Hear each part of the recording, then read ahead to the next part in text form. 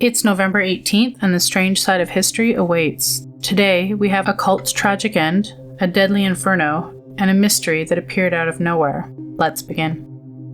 On November 18th, 1978, deep in the remote Guysian jungle, the quiet hum of the rainforest was shattered by one of the most chilling mass deaths in modern history. Here, in a settlement called Jonestown, more than 900 followers of the People's Temple gathered under the watchful eye of their leader, Jim Jones. They had come seeking a utopia, but instead found something far darker. As the day unfolded, survivors recall an atmosphere thick with dread, like the air itself knew what was coming. Loudspeakers crackled with Jones' trembling voice, urging his community into what he called as an act of revolutionary suicide. But others remember something else: the panic cries of children, desperate footsteps of those trying to flee into the trees, and sharp cracks of gunshots echoing through the compound. The official report says that cyanide-laced fruit drink was taken willingly, yet so many bodies later showed needle marks as if someone else had chosen for them. Armed guards circled the pavilion, their silhouettes barely visible in the dimming light. One survivor described the scene as a nightmare they didn't feel was real.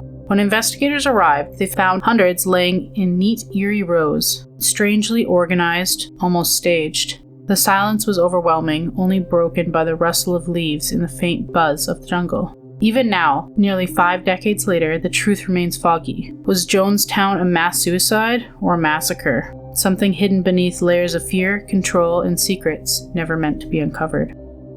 Did you know the phrase, "don't drink the Kool-Aid," comes from the Jonestown tragedy? Coerced into drinking poisoned fruit punch. Today, the phrase is often thrown around casually, but its roots are soaked in terror of that night.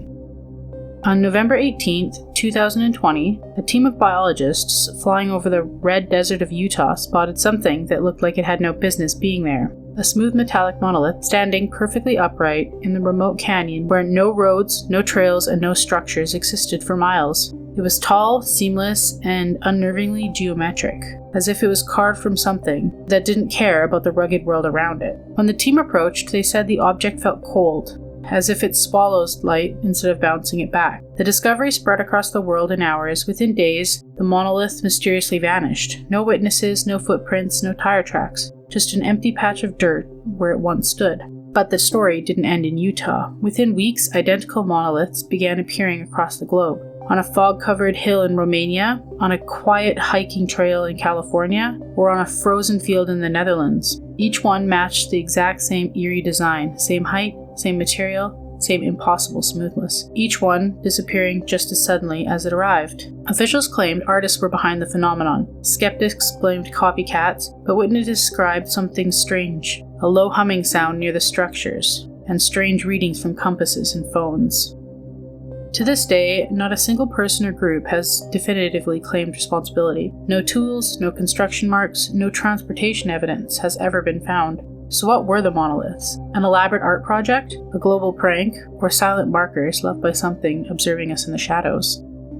On November 18, 1887, the heart of London's underground pulsed with an unusual evening rush. Thousands of footsteps echoing through the tunnels of King's Cross Station, but beneath one of the wooden escalators, a small unnoticed flame had already begun. Commuters first reported the smell of burning, a faint warmth rising from below, but nothing alarming, not at least at first. Fires had sparked in the underground before, but this one felt different. Minutes later, the station erupted. A sudden, violent flashover, a firestorm so intense it transformed the escalator shaft into a furnace, shot upwards in an instant, engulfing the concourse with a roar that survivors insisted didn't sound like fire at all. When the smoke cleared, investigators were haunted by what they found. 31 souls were lost, and several weren't in positions of escape. Instead, they were discovered facing the flames, as if something had frozen them in place. Survivors spoke of seeing moving darkness, a shadow that rippled through the smoke like it had weight, shape, and purpose. Others recalled the flames behaving unnaturally, twisting low on the ground and rising, as if it was searching. Official reports blamed the combustion on heat trapped in the air and the station's age, but off the record, firefighters admitted they'd never seen anything move that way.